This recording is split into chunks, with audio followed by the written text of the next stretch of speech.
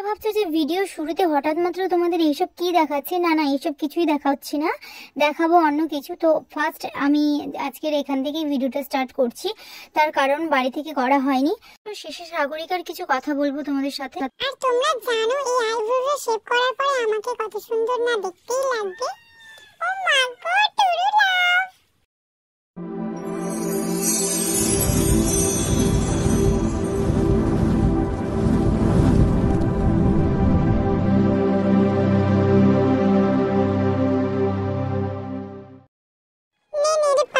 অনেকক্ষণ হয়েছে, এবার তো অন্তত ইন্ট্রোটা দিয়ে সবাই তো অপেক্ষা করছে। আর কত নিজেকে দেখবি বলতো, অনেক হচ্ছে, এবার ইন্ট্রোটা দিয়ে অনেক মজা হয়েছে। আর না, নমস্কার বন্ধুরা, আমি আশা সহচর চ্যানেলে আরেকটি নতুন পর্বতে তোমাদের সবাইকে স্বাগত।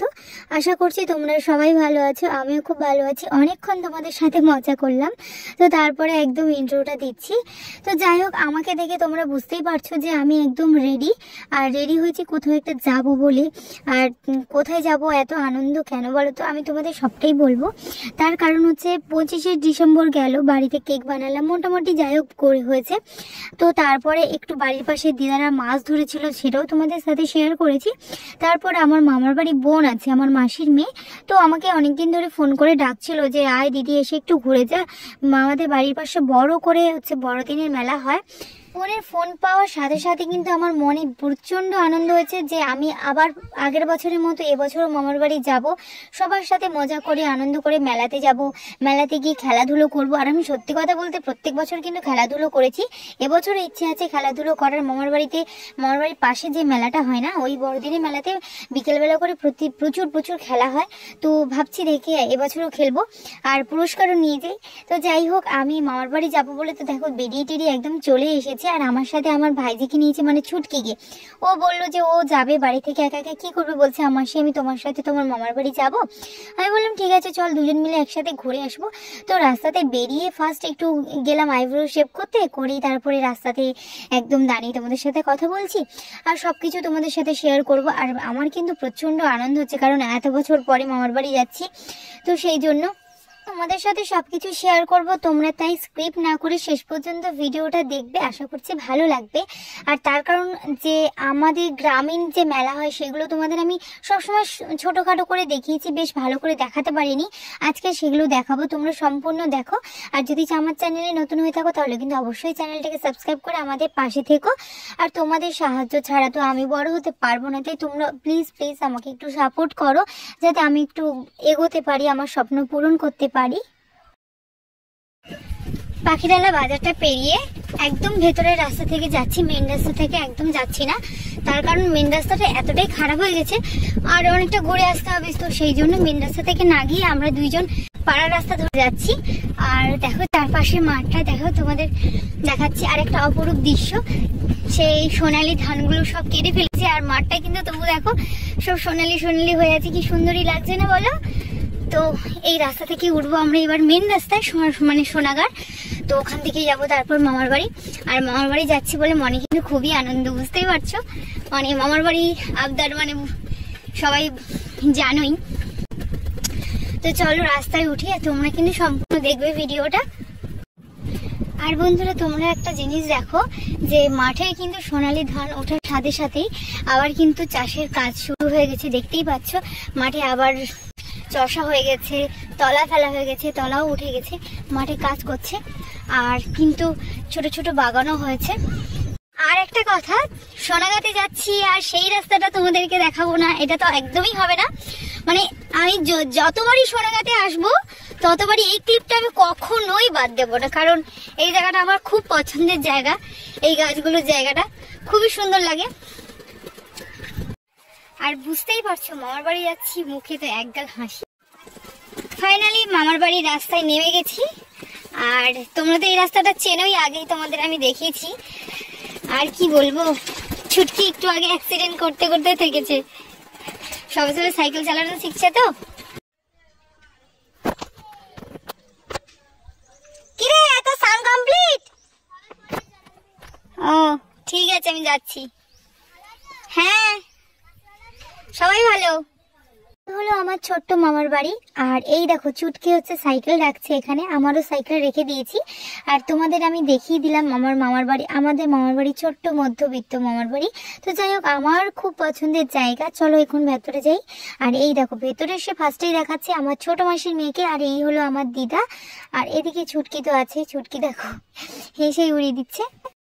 তো মামার বাড়ি চলে এসেছি, আসার পর তোমাদের তো সবটা দেখিয়ে দিলাম ঘুরিয়ে। আর এই দেখো আরেকজন বোন ভাত বেড়েছে, আর আমার ছুটকি দেখো এখন খেতে বসে গেছে। বোন ভাত বেড়ে আমাদের ডাকছিল দিদি খাওয়ার জন্য। আর ওই যে আসছে আমার বোন, কই এই তো। তো আরে দেখো ছুটকি খেতে বসে গেছে, তো আমিও খাবো। তারপরে তোমাদের সাথে অনেক কিছু গল্প করার আছে, অনেক কিছু দেখানোর আছে। চলো খাওয়া দাওয়া করি। খেতে বসে গেছি। আর খেতে বসে দেখো তোমাদের দেখাই, আমার বোন রান্না করেছে কলা আলু মাছের ঝোল। আর কি বলবো, তোমরা বিশ্বাস করো তরকারিটা এত সুন্দরই না করেছে, আমার মনে হচ্ছে না এই তরকারিটা যেন ডবল করে আমাকে আবার একবার দিক, আমার এতই ভালো লেগেছে।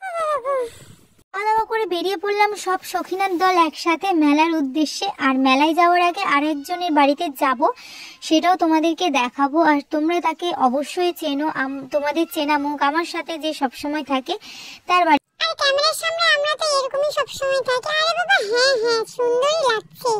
আর এত বারবার ক্যামেরা দিকে দেখতে হবে না, সুন্দর অনেকটাই সুন্দর লাগছে আমাদের সবাইকে। আর তোরা চুপ কেন, এরকম কর আমার মতো, এই কর কর কর আমার মতো কর। করবি তো? হ্যাঁ কর এভাবে।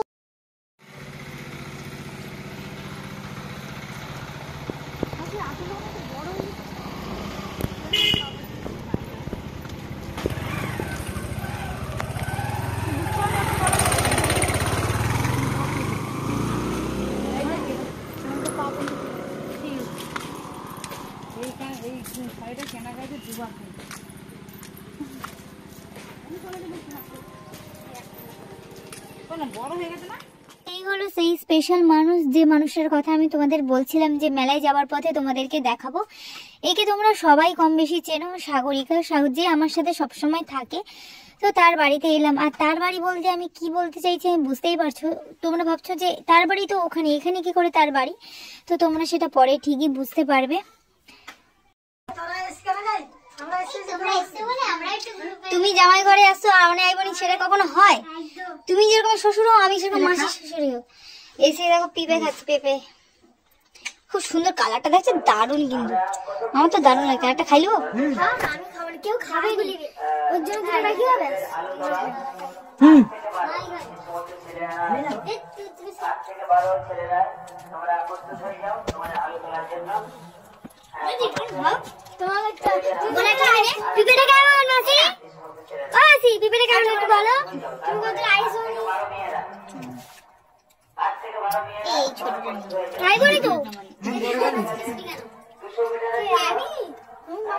তোমাদেরকে আমার আলাদা করে কিছু বলতে হবে না, আশা করি বুঝতে পারছো তোমরা। আমার কথার মধ্যেই তোমরা বুঝতে পেরেছিলে বা শুনতে পেয়েছিলে যে আমি বলেছিলাম যে ব্যাপারটা কি।